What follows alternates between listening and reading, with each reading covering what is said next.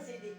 சுகமாக வாழ்ந்திருக்கிறாள் வரைக்கும் அறியாத புத்தியாலே தெரியாத தவறுகளை செய்திருக்கிறேன். என்னை மன்னித்ததுன்னு சுவாமி.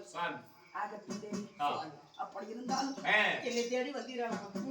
இது நாள் வரைக்கும் நாம இருவரும் கணவன் மனைவியாக ஒன்றிணைந்து வாழவில்லை. ஆகையினால் அதனால பாருங்கள் சாமி, பஞ்சனைக்கு செல்வோம். பெண்ணே சுவாமி, சின்னஞ்சிறு வயதுல உன்னை கல்யாணம் பண்ணி வாழக்கூடிய வயசு அப்ப. இப்ப காலம் போற கடைசியில வந்து சேர்ந்து இருக்கலாம்னு சொல்றியே, எந்த விதத்துல நியாயம்? உன்னுடைய ஆத்திரத்தால் அறிவிழந்து சென்று விட்டாய். அப்ப வாழாத வாழ்க்கை இப்ப என்னால வாழ முடியாது. இப்பொழுது என் உடம்பில் ஊறுவது எல்லாம் துரியனுடைய ரத்தமே. துரியனுக்காக மட்டுமே நான் குருச்சேத்திரம் சென்றே தீர வேண்டும். ரணகலத்துக்கு போகிறேன் சொல்லிவிட்டு நான் வந்த காரணம் ஒரே காரணம். உன்னிடத்திலே நான் இடிகுலத்தான் அல்ல மதிகுலத்தான் என்று சொல்லிவிட்டு கைவெற்று தாமலம் பெற்று செல்லலாம் என்று வந்தேன். அரவக்குடி துரியோதனுக்காக இன்று 17ஆவது நாள் சண்டைக்கு கர்ணன் நான் போகிறேன். அப்படியா? ஆனால் சுவாமி, அந்த அரவக்குடியோதனுக்கா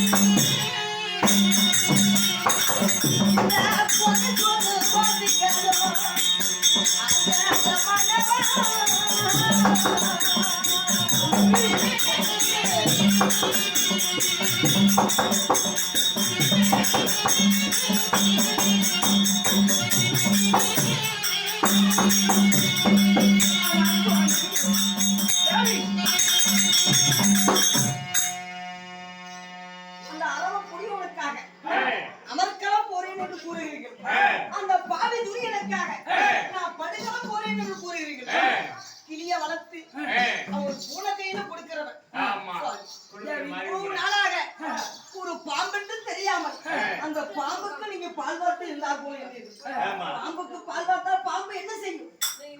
பாம்பானது என்ன செய்யும் சுவாமி தேவி யார் பால் ஊத்தினாலும் சரி சினம் கொண்டாலும் ஒரு நாளைக்கு கொத்தித்தான் எரியும் தேவி சுவாமி நீ சொல்லுவ வார்த்தைகள்லாம் அன்று தினம் சொல்லியிருக்கலாம் நான் இருந்ததற்கு அர்த்தமில்லாமல் வளர்ந்தேன் ஆனா என்னை தூக்கி என் மகனத்தை எனக்கு தலையில மகனத்தை சூட்டி அழகு பார்த்தவன் துரியோதனை இது நாள் வரை எனக்கு எந்த ஒரு துரோகம் செய்யாதவன் துரியோதனை உனக்கு தெரியாத ஒரு விஷயம் ஒரு நாள் தினத்திலே தனிமையிலே விளையாடும் பொழுது தெரியாமல் அவனுடைய மனைவியுடைய முந்தானியை தொட்டுட்டு அப்ப வந்து பார்த்தான் துரியோதனை பார்த்தபோது கூட எங்க அண்ணன் தானே அங்க இருக்கிறாரு அப்படின்னு சொல்லி சரி இருங்கள் அண்ணா அப்படின்னு அவன் வெளியே போனவன் அப்பேற்பட்டவனுக்கு துரோகம் நினைச்சா அந்த இடத்துல என் உயிர் போயிருந்தி எப்பொழுது சரி செஞ்சோற்று கடந்திருக்க சேர்த்து விட்டேன் துரியனத்தை சரி மாண்டாலும் மீண்டாலும் சரி நான் துரியன் பக்கம் மட்டும்தான் சரி கண்ணே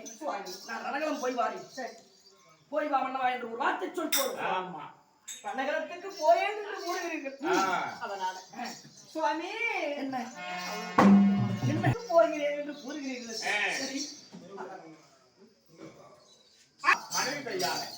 உன்னுடைய கையால் உணவு அருந்த வேண்டுமா உணவு அருந்துவதற்கெல்லாம் நேரமில்லை எப்பொழுது அங்கு நான் குருச்சேத்திரம் சென்றேனானால் காண்டிவனுடைய ஓசையானது என் காதலை கேட்டுக்கிட்டே இருக்குது ரணகலம் செல்வேன் காண்டிவனை கொன்றே தீரணும்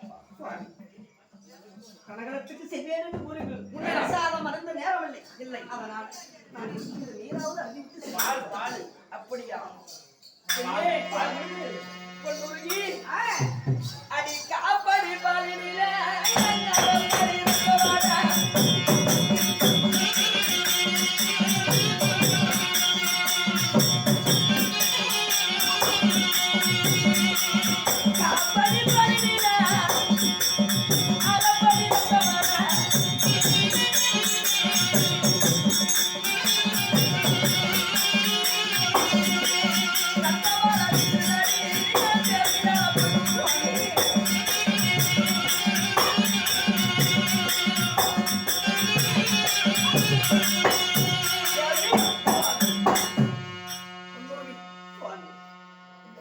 பார்க்கும்போது ரத்த வாடையா வீசுது சரி இருந்தாலும் பரவாயில்ல உன் கையினால் பால் தான் அறந்தனும் ஆகட்டும்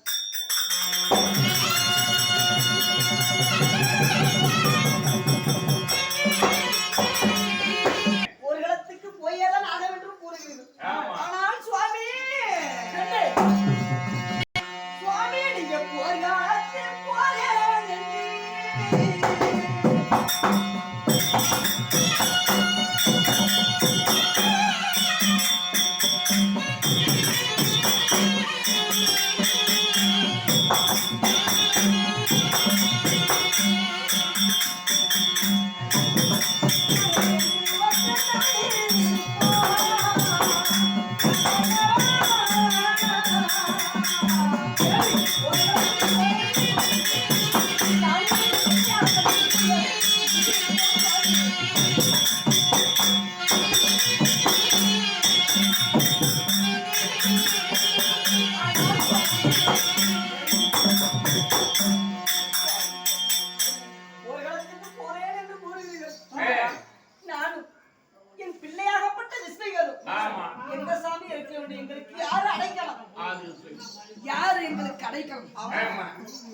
விஸ்வகேதம் நானும் எங்களுக்கு கேட்கிறீங்களே ஏன் கவலைப்படுகிறாய் உன்னிடத்தில் ஒரு வார்த்தை சொல்கிறேன் பெண்ணே நான் போர்க்களத்திற்கு சென்று விட்டால் ஒரு கால் வர வேணும் மால் வேணும் மீன் வேணும் சரி தெரியாது சரி ஒரு கால் நான் மாண்டு மடிந்துட்டா தேவி நான் போர்க்களத்தில் நான் மடிந்தேன்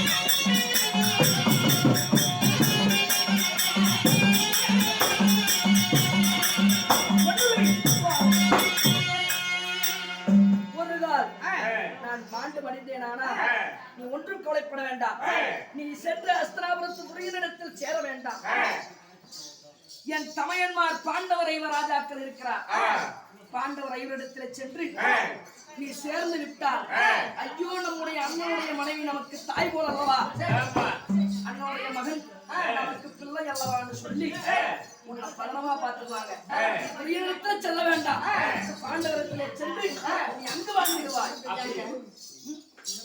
5 பேர் எனக்கு தம்பிமார்கள் 6ஆவதா நான் மூத்த அண்ணன் இப்படி 5 பேரும் தம்பி இருக்கிற சரி 5 பேரும் தம்பி என்று பாராமல் சண்டைக்கு போறீங்க ஆனா இருந்தாலும் நாங்களும் எங்க இருப்பது என்று கேட்ட உடனே இந்த தம்பிமார்கள் இருக்கிறார்கள் அண்ணனோடு சேர்ந்து விடு என்று கூறுங்கள் அப்பேற்பட்ட பாசத்தை வச்சுக்கிட்டா நீங்க சண்டைக்கு போறேன்னு சொல்றீங்க ஏங்க பெண்ணே 5ஓட 6ஆவதா எவ்வளவு ஒரு சந்தோஷம்